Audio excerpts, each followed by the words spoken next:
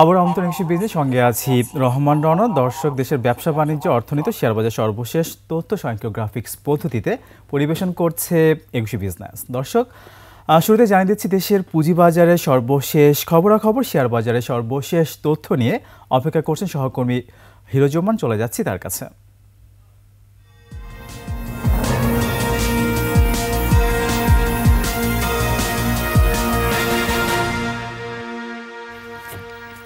রহমান রণ, আপনাকে ধন্যবাদ। জানিয়ে দিচ্ছি ঢাকা শেয়ার বাজারের 2024 সালের সর্বশেষ কার্যদিবসের লেনদেনের চিত্র। রণ, আপনি জানেন গত 2 কার্যদিবস ঊর্ধ্বমুখী প্রবণতা ছিল এবং আজকে শেষ কার্যদিবসটিও ঊর্ধ্বমুখী প্রবণতা দিয়ে দিন শেষে শেষ হয়েছে এবং লেনদেনের পরিমাণ গতকালের সমান সমান লেনদেন হয়েছে। গতকাল লেনদেন হয়েছিল 374 কোটি টাকা, আজ লেনদেন হয়েছে 372 কোটি টাকা এবং দিন শেষে 142টি কোম্পানি শেয়ারের দাম বৃদ্ধি পেয়েছে। যদিও দর বৃদ্ধি পাওয়ার চেয়ে দর কমার সংখ্যাটা বেশি, তারপরেও আমরা ইন্ডেক্সের ঊর্ধ্বমুখী প্রবণতা দেখেছি, যেহেতু হাই মার্কেট ক্যাপিটালাইজেশন সমৃদ্ধ যে কোম্পানিগুলো রয়েছে তাদের দাম বৃদ্ধি পেয়েছে। আজ 184টি কোম্পানি শেয়ারের দাম কমেছে, অপরিবর্তিত রয়েছিল 71টি কোম্পানি শেয়ারের দাম এবং দিন শেষে ইন্ডেক্স 11.66 পয়েন্ট বেড়ে দাঁড়িয়েছে 5216 পয়েন্টে। দিন শেষে টপ ট্রেডে যে কোম্পানিগুলো রয়েছে তাদের নামগুলো জানিয়ে দিচ্ছি সংক্ষেপে। ওরিয়ন ইনফিউশন, বেটবিসি, Rupali life, fine foods, Pubali bank, BSC, city bank, Linde BD, Lovello, Midland bank ছিল টপ ট্রেডের প্রথম 10ম অবস্থান পর্যন্ত। এখন জানিয়ে দিচ্ছি শতাংশের দিক থেকে যে সকল কোম্পানিগুলো আজকে সবচেয়ে বেশি দর বৃদ্ধি পেয়েছে। এর মধ্যে রয়েছে western marine shipyard, BIFC, Shasha denim, Renwick Jajneswar, Linde BD, BD Thai, mercantile insurance, ADNTel, Hakkani pulp paper, legacy footwear. আর দিন শেষে শতাংশের দিক থেকে যে সকল কোম্পানিগুলো সবচেয়ে বেশি দাম কমেছে তাদের নামগুলো সংক্ষেপে জানিয়ে দিচ্ছি। তবে জানিয়ে রাখি আজ সেক্টর ওয়াইজ লেনদেনের ক্ষেত্রে ফুড অ্যান্ড অ্যালাইড সেক্টরও ছিল কিছুটা, কিন্তু ফার্মাসিউটিক্যাল সেক্টর ছিল প্রথম অবস্থানে, দ্বিতীয় অবস্থানে ছিল ব্যাংক, তৃতীয় অবস্থানে ছিল ফুড অ্যান্ড অ্যালাইড এবং চতুর্থ অবস্থানে ছিল টেক্সটাইল এবং এই 4টি খাত মিলে মোট লেনদেনের 50% লেনদেন হয়েছে। এখন টপ লুজারের শতাংশটি জানিয়ে দিচ্ছি। মিথুন নিটিং আজ দর হারিয়েছে সবচেয়ে বেশি, এরপর রয়েছে এইচআর ট্যাক্স, কেবিপিপি ওভেন তৃতীয় অবস্থানে, এসকে ট্রিমস চতুর্থ অবস্থানে, ডোরিন পাওয়ার পঞ্চম অবস্থানে, ক্যাপএম বিডিবিএল মিউচুয়াল ফান্ড ছিল ষষ্ঠ অবস্থানে, তারপর জিএইচএআইএল ছিল ষষ্ঠ অবস্থানে, টুং হাই ছিল সপ্তম অবস্থানে, প্রিমিয়ার লিজিং অষ্টম, ফনিক্স ফাইন্যান্স ছিল নবম এবং মেঘনা কন্ডেন্স মিল ছিল 10ম অবস্থানে। তো আমরা দেখেছি ঢাকা শেয়ার বাজার 2024 সাল ছিল আতঙ্কের আরেক নাম। আগস্টের পর থেকে আমরা টানা দরপতন দেখেছি ঢাকা শেয়ার বাজারে, কিন্তু বছরের শেষটা কিন্তু ভালোভাবেই হয়েছে, যদিও লেনদেনের গতি খুবই কম, কিন্তু টানা 3 কার্যদিবস বছরের শেষের দিকে ঊর্ধ্বমুখী প্রবণতা দিয়ে শেষ হয়েছে এবং লেনদেনও কিছুটা ইমপ্রুভ করেছে এর গত কয়েকটা কার্যদিবস এর সাথে তুলনা করলে। তো সব মিলে আমি বলতে পারি ঢাকা শেয়ার বাজার ঊর্ধ্বমুখী প্রবণতা দিয়ে শেষ হয়েছে 2024 সালের সর্বশেষ লেনদেনটি। তো এই ছিল আমার কাছে ঢাকা শেয়ার বাজারের সর্বশেষ লেনদেনের চিত্র। হিরোজমান, আপনাকে অনেক ধন্যবাদ। দর্শক, এখন রয়েছে দেশের সার্বিক অর্থনৈতিক পরিস্থিতি নিয়ে বিশেষ আলোচনা, আর আলোচনার জন্য আমাদের সঙ্গে রয়েছেন বাংলাদেশ উন্নয়ন গবেষণা প্রতিষ্ঠান BIDS এর গবেষণা পরিচালক ও অর্থনীতিবিদ ডক্টর মঞ্জুর হোসেন। ডক্টর মঞ্জুর হোসেন, আপনাকে স্বাগত একুশে বিজনেসে। ধন্যবাদ। ঘটনাবহুল 2024-এর একদম শেষ প্রান্তে আজকে আমরা জানি যে ব্যাংক খাতের এবং সেই সাথে শেয়ার বাজার আজকে শেষ ওয়ার্কিং ডে। আমি একটু জানতে চাইবো যে বছরটা আসলে কেমন গেল সার্বিক অর্থনীতির দিক থেকে, যদি আমি বিশ্লেষণ করতে বলি, সেই সাথে প্রত্যাশাটা কেমন থাকবে 2025-এ?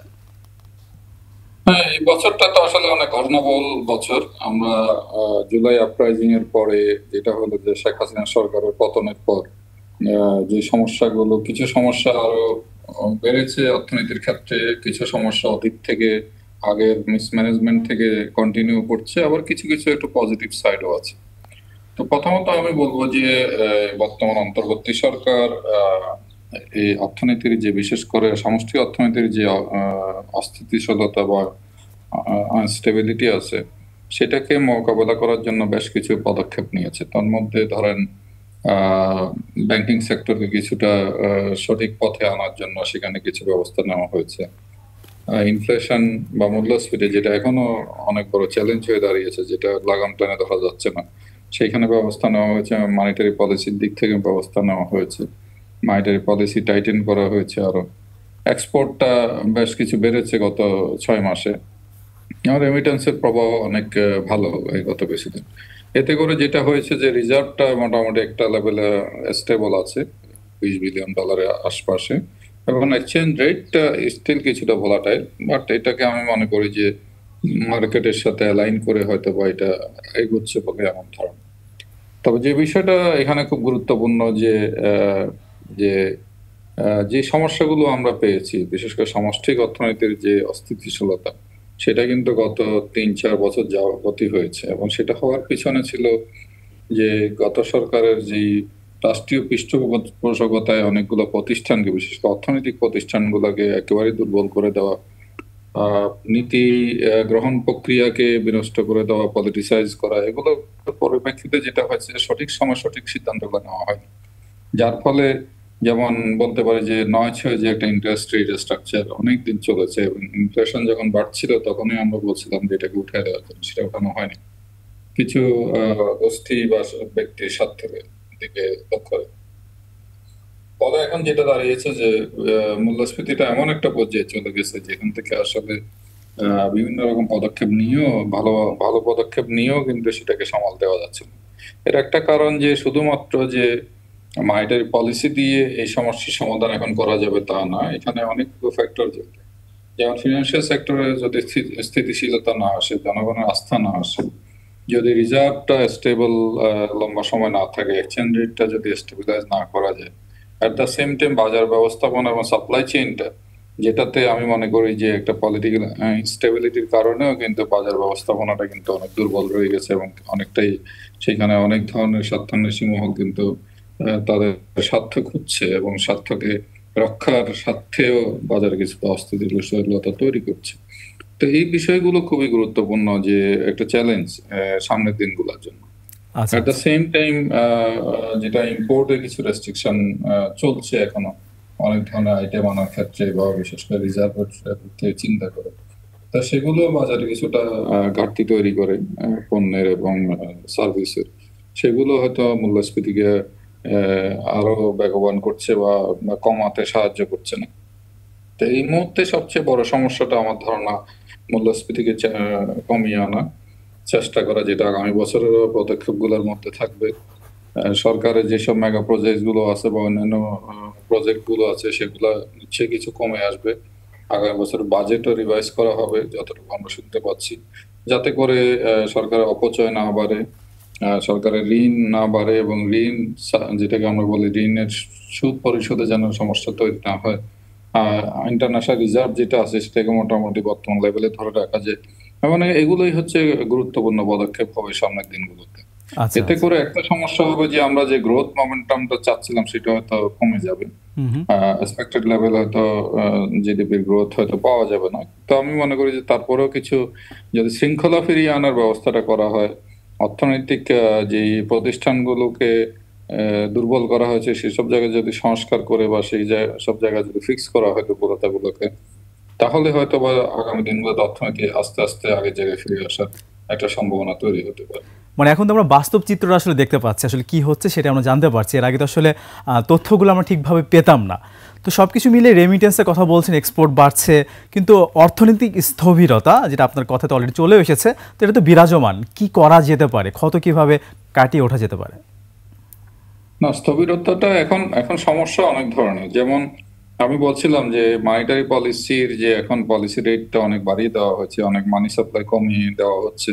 তো এটার দ্বারা যেটা হতে পারে যে এই অ্যাসেসমেন্ট আরো ভালোভাবে করা দরকার, যে আসলে এই লেভেলে মনিটারি টাইটেনিং করে আসলে মূল্যস্ফীতি কমানো কতটুকু ফিজিবল, এবং সেটা করতে গেলে যেটা হচ্ছে ইনভেস্টমেন্ট কমে যাচ্ছে। আর একটা রাজনৈতিক মানে একটা আনসার্টেনিটি তো আছেই। সেই জায়গাটাকে একটা জনগণের মনে একটা স্বস্তি ফেরানোটা খুব গুরুত্বপূর্ণ অর্থনৈতিক দিক থেকে। তো সেটা তো একদিনে হবে না, বিভিন্ন কার্যক্রমের মাধ্যমে হবে। তো যেটা দরকার যে অর্থনৈতিক প্রতিষ্ঠানগুলোকে তাদের শৃঙ্খলা ফিরিয়ে আনা, সেসব জায়গায় ক্যাপেবল লোকদেরকে বসানো হচ্ছে, সেগুলো হয়তো ভালো ফল দিবে সামনের দিনগুলোতে। তারপরেও আমি বলবো যে বিশেষ করে মনিটারি পলিসি ক্ষেত্রে, বিশেষ করে ইনফ্লেশন কন্ট্রোলের ক্ষেত্রে আমার মনে হয় আরেকটু কশাস হতে হবে, যাতে করে দেশের প্রবৃদ্ধিতে, বিনিয়োগ প্রবৃদ্ধিটা না কমে যায়, কর্মসংস্থানের উপর কোনো বিরূপ প্রভাব না পড়ে, এবং আয় বৈষম্যটা যাতে সেভাবে না বাড়ে। সুতরাং এই জিনিসগুলোর প্রতি মনোযোগ দিয়ে সামনের বছরের হয়তো বাজেটটা এই অন্তর্বর্তী সরকার যেহেতু তৈরি করবে, সেই বিষয়গুলো মনোযোগ দিতে হতে পারে। আর একটা হচ্ছে যে গার্মেন্টস সেক্টরে যদি মানে এক্সপোর্টটা এই এই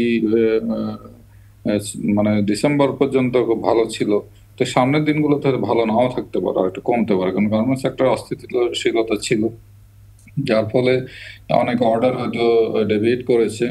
তো সেই জায়গাগুলো কিছুটা এখন মানে স্থিতিশীলতা বিরাজ করছে, তারপরেও সেদিকে মনোযোগ দেওয়া দরকার আছে। তো চ্যালেঞ্জ আছে সামনের দিনগুলোতে অর্থনৈতিক দিক থেকেও, কিন্তু আমি আশাবাদী যে যেহেতু একটা একটা রিবিল্ডিং পর্যায়ে আছে, রিকনস্ট্রাকশন পর্যায়ে আছে অর্থনীতি, এবং যোগ্য লোকরা বিভিন্ন জায়গায় যোগ্য লোকরা বিভিন্ন জায়গায় বিভিন্ন প্রতিষ্ঠানকে লিড দিচ্ছেন, তা আশা করি হয়তো বা সামনের দিনগুলোতে অর্থনীতি মুখ থুবড়ে পড়বে না, অন্তত এটা একটা স্থিতিশীল এবং টেকসই অর্থনীতির দিকে হয়তো টার্ন নেবে আশা করা যায় সামনের অবশ্যই বছর। আমরা সংস্কার পরবর্তী নতুন বাংলাদেশের প্রত্যাশা করি। একদম শেষের দিকে একটু জানতে চাইবো যে একটু ব্যাংকিং খাত নিয়ে জানতে চাই। আমরা জানি যে দুর্বল ব্যাংকগুলোকে বাঁচাতে তো 22,000 কোটি টাকা তাদেরকে হলো সাহায্য দেওয়া হলো। তো এটিকে আপনি আসলে কিভাবে দেখেন? ব্যাংকিং সেক্টর ভবিষ্যৎকে আপনি কিভাবে দেখছেন?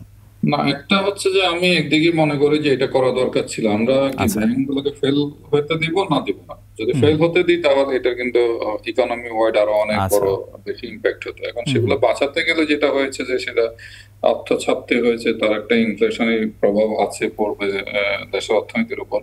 কিন্তু এখন ওইটাই কথা, আমাদের কিছু ট্রেড অফ, যে মিসম্যানেজমেন্ট গুলো হয়েছে, যে রাষ্ট্রীয় পৃষ্ঠপোষকতা যেভাবে ব্যাংকগুলোকে ধ্বংস করা হয়েছে বা ব্যাংকগুলো দখল করা হয়েছে, সেটা রাতারাতি সমাধান করা যাবে না, যার কারণে অর্থনীতির অনেকগুলো সূচকেরই কিছু ভালনারেবিলিটি দেখা যাবে।